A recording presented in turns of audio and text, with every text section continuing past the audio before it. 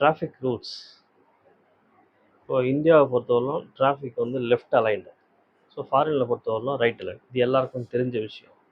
So நம்ம ஊரில் வந்து நம்ம லெஃப்ட்டில் போனோம்னா நம்ம ஊரில் இருக்கிறவங்க என்ன பண்ணுவாங்க, ரைட்டில் தான் போவாங்க. ஏன்னா அவங்களுக்கு வந்து லெஃப்ட்டு வந்து எப்பவுமே பழக்கம் கிடையாது, எப்போ ரைட்டில் போயே பழக்கம். அதனால் அவங்க வந்து ரைட்லேயும் போவாங்க, லெஃப்ட்டில் போவாங்க, திடீர்னு ரைட்டில் போவாங்க, எப்படி போவாங்க. ஸோ அது வந்து ஒரு இந்த டிராஃபிக் டிசிப்ளின் சொல்லுவாங்கள்ல, அது வந்து கண்டிப்பாக நம்ம ஊரில் அது கிடையாது, நம்ம நாட்டிலே அது கிடையாது, நம்ம பழக்கத்தில் அது கிடையாது, பிளட்டிலே கிடையாது. சரியா?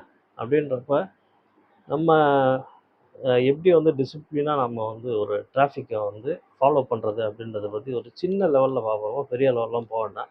ஒரு ஸ்ட்ரீட் லெவலில் இப்போ நம்ம ஸ்ட்ரீட்லேருந்து இன்னொரு ஸ்ட்ரீட்டுக்கு போகிறோம் அப்படின்னு சொன்னாலே அங்கே ஒரு டிராஃபிக் டிசிப்ளின் இருக்குது. எப்படின்னு கேட்டிங்கன்னா, நாம் லெஃப்ட்டில் போயிட்டு ஒரு ஸ்ட்ரீட்டுக்கு போகிறோமா, ரைட்டில் நேராக போயிட்டு இருக்கப்ப பக்கத்தில் ஒரு ஸ்ட்ரீட், நான் இதெல்லாம் வந்து உங்களுக்கு டயக்ராம் போட்டே ஒரு இதில் வந்து நான் காட்டுறேன், எப்படி போகணும் எப்படி திரும்பணும் அப்படின்றத காட்டுறேன். அதனால் வந்து இங்கே அது ஃபாலோ பண்ணாததுனால நம்ம என்ன ப்ராப்ளம்லாம் ஃபேஸ் பண்ணுறோம் அப்படின்றதையும் நான் சொல்கிறேன். அதுக்கேற்ற மாதிரி நீங்கள் வந்து சப்போஸ் நீங்கள் அந்த மாதிரி இருந்தீங்கன்னா, நீங்கள் இருக்க மாட்டீங்கன்னு தெரியும், இன்னும் சில பேர் அந்த மாதிரி இருக்காங்க. யார் இந்த கொஞ்சம் பேர் இருக்காங்களே, அவங்க வந்து திருந்தறதுக்கான ஒரு திருத்திக்கிறதுக்கான ஒரு சான்ஸ். அதுக்காக நான் இதை வந்து உங்களுக்கு சொல்ல ஆசைப்பட்றேன். ஏன்னா இது நிறைய நான் ஃபேஸ் பண்ணியிருக்கேன். ஒவ்வொரு தடவையும் மெயின் ரோட்லேருந்து எங்கள் ஸ்ட்ரீட்டுக்குள்ளே உள்ளே வரும்போது நான் என்ன ப்ராப்ளம் ஃபேஸ் பண்ணுறேனோ அந்த ப்ராப்ளத்தை நான் சொல்கிறேன். அப்போ தான் வந்து புரியும். இப்போ ஒரு ஸ்ட்ரீட்லேருந்து இன்னும் ஒரு ஸ்ட்ரீட்டுக்கு நீங்கள் வந்து திரும்புறீங்க. திரும்புகிறப்போ அந்த ஸ்ட்ரீட்டோடைய லெஃப்ட் எண்டில் போய் தான் நம்ம வந்து திரும்பணும். ஆனால் நம்மளுக்கு என்ன பண்ணுவாங்க, அப்படியே ரைட்லேயே திரும்புவாங்க. திரும்பும்போது அப்படியே எப்படின்னா எதிர்க்க வர்றவங்க என்ன பண்ணுவாங்க, அவங்க லெஃப்ட்டில் திரும்புவாங்க, நாம் ரைட்டில் திரும்புவோம். அப்போ 2 பேரும் முட்டிப்போம்.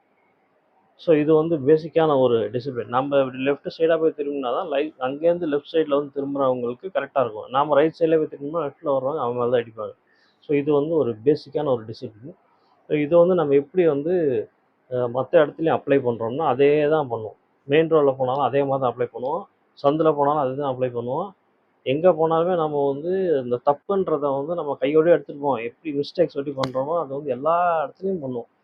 அதனால் என்ன ஆகுது, நிறைய பேருக்கு வந்து ப்ராப்ளம் வருது. இதில் இன்னொரு பிரச்சனை என்னன்னு கேட்டிங்கன்னா, இப்போல்லாம் சின்ன பசங்களே வந்து வண்டியெல்லாம் ஓட்ட ஆரம்பிச்சிடுறாங்க. ஏன்னா அவங்களுக்கு வந்து லைசன்ஸ் வரதுக்கு முன்னாடியே அம்மா அப்பா வந்து வண்டியை ஓட்டுறான்னு கொடுத்துட்றாங்க அவங்க வண்டியை. அந்த பசங்க வந்து வண்டி எடுத்துன்னு ஓட்ட ஆரம்பிச்சிடுறாங்க. ஓட்ட ஆரம்பிச்சு அவங்க பசங்க என்ன பண்ணுவாங்க, ஜாலியாக வேகமாக ஓட்டுறதுக்கு தான் அவங்க ஃபஸ்ட்டு மைண்டு போகுமே தவிர பொறுமையாக போகணும், நம்ம வந்து பாதுகாப்பாக போகணும் அப்படின்ற ஒரு மென்டாலிட்டி வந்து அவங்களுக்கு கண்டிப்பாக இருக்காது. ஏன்னா வண்டி நம்ம எடுத்துட்டோம் அப்படின்னாலே அதில் ஒரு எக்ஸைட்மெண்ட் அவங்க வந்து எதிர்பார்க்குறாங்க. ஸோ வேகமாக போகணும், ரொம்ப ஜாலியாக போகணும் அப்படின்ற ஒரு இதில் தான் வந்து மைண்ட் ரொம்ப பரபரப்பாக இருக்கும் அவங்களுக்கு.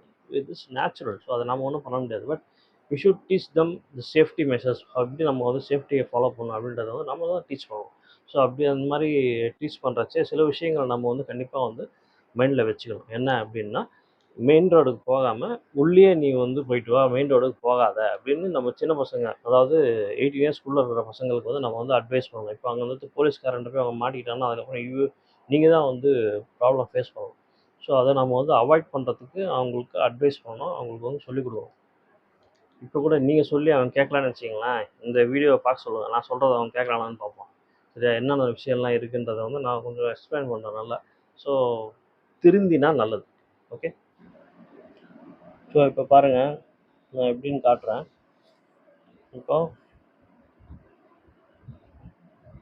ஃபஸ்ட்டு வந்து ஸ்ட்ரீட்டுக்குள்ளே நீங்கள் எப்படி டிசிப்ளின் ஃபாலோ பண்ணணும் அப்படின்றத வந்து சொல்கிறேன்.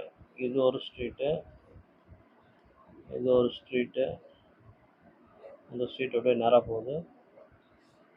ஸோ நீங்கள் என்ன பண்ணுறீங்க, இந்த ஸ்ட்ரீட்டில் இப்படியே வரீங்க. இப்படியே வந்து நம்ம பசங்க என்ன பண்ணுவாங்க, அப்படி திரும்பிடுவாங்க. அப்படியே ரைட்டில் திரும்பி அப்படியே போயிடுவானுங்க. இப்படி வரச்சால இப்போ எதிர்க்க ஒருத்தர் வருவாங்கள்ல, அவங்க என்ன பண்ணுவாங்க, லெஃப்ட் லேனை வந்து பேஸ் பண்ணி வருவாங்க. நீங்கள் அவங்களோட லெஃப்ட் லேனில் வந்து நீங்கள் இது பண்ணிட்டீங்கன்னா உங்களுடைய ரைட்டுக்கு நீங்கள் வந்துடுறீங்க. ஆக்சுவலாக நீங்கள் என்ன பண்ணணும், இப்படி போகணும், இப்படி போனால் தான் கரெக்டு. ஆனால் நீங்கள் இப்படி போகிறதுனால என்ன ஆகுது, இவங்க வந்து டிசிப்ளினாக வர்றவங்க இவங்க மேலே வந்து மோதுவாங்க. ஸோ அந்த இடத்துல ஒரு ஆக்சிடென்ட் நடக்கும். ஓகே. ஸோ இதை அவாய்ட் பண்ணணும்னா என்ன பண்ணோம், நம்ம இப்படி வரணும் கரெக்டாக. இதே மாதிரி மெயின் ரோட்டில் வரச்சே நம்ம ஆளுங்க பண்ணுற தப்பு என்னன்னு கேட்டால், இப்போது நான் வந்து இந்த மெயின் ரோடில் வந்துட்டுருக்கேன். இது ஒரு மெயின் ரோட், இது ஒரு ஸ்ட்ரீட், இது வந்து மெயின் ரோடு. ஓகே,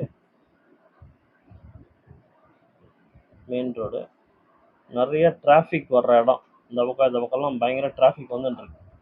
ஸோ நம்ம என்ன பண்ணுறோம், இங்கேருந்து வந்துட்டு நான் இந்த ரைட்டில் போனோம். ஓகே, நான் வந்துட்டு அப்படி திரும்புகிறேன். ஓகேவா, நான் இங்கே திரும்பிட்டே இருக்கிறப்ப நம்மளால் என்ன பண்ணுறது, என் பின்னாடி ஒருத்தர் வந்துட்டு இருப்பார்.